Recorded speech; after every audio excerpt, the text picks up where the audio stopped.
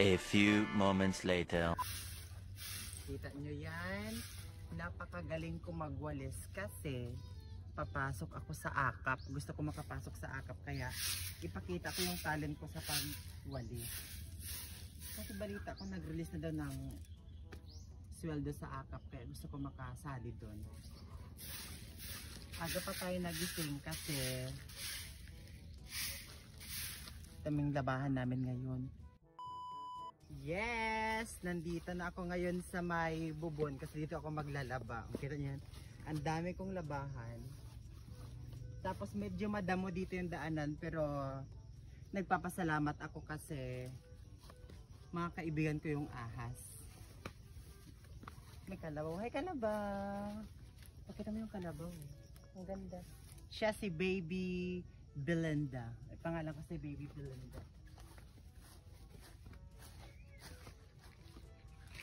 Dito ako maglalaba. Yeah.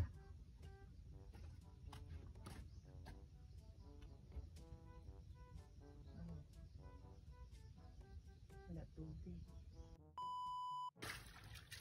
Ganito ako maglaba. Hinuhugasan ko muna yung mga alikabok tapos yung mga kaliskis kasi kailangan ko siyang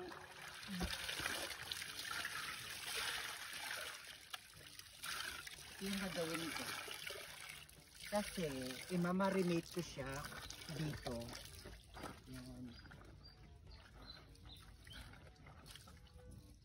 Nilagay ko dito yung mga sinigang tapos may mga tuyo na dito at saka bawang kasi imarinate ko to yung labahin ko.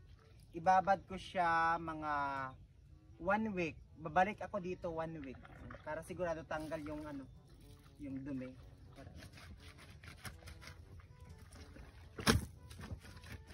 Trip.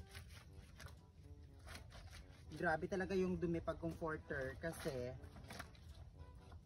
minsan ginagamit natin itong pangtrapo.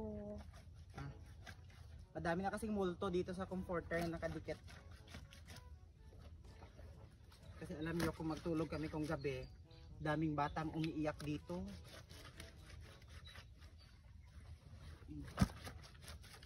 Ang bigat.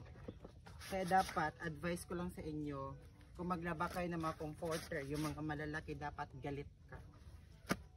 Katulad nito. Ang bagay dyan sa kanya,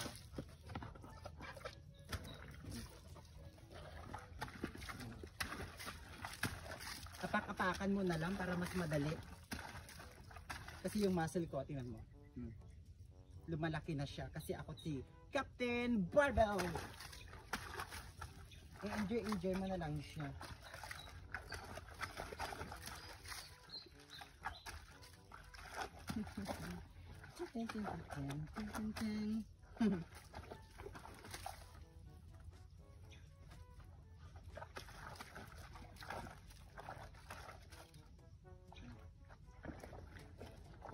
Diba bongga, ang bilis na makuha ng mga dumi.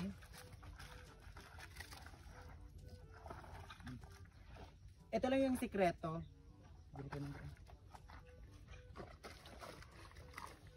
Ito lang yung sikreto para mabilis ang yung paglaban ng comforter. Nakakapagod kaya.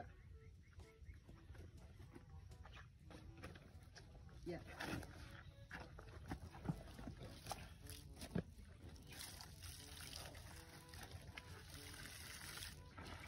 Yeah.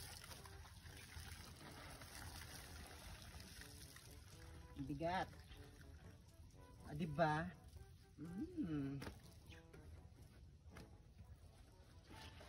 Yeah.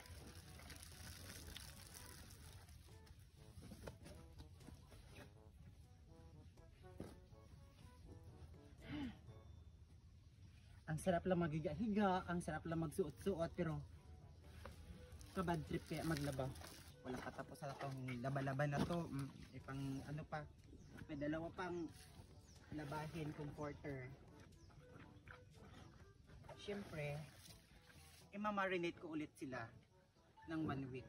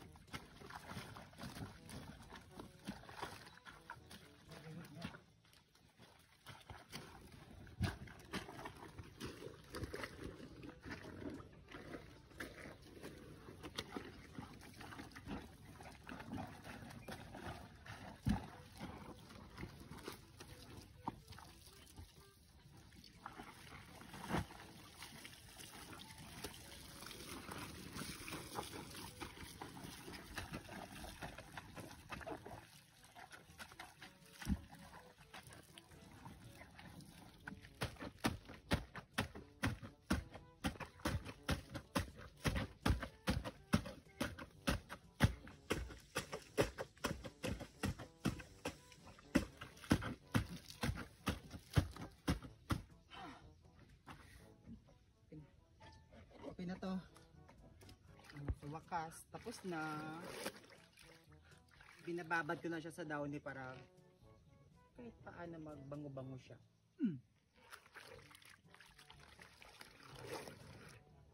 Pagkatapos ko nito palaba, mapahilot ako kasi ang sakit-sakit na ng tuhod ko at saka likod ko.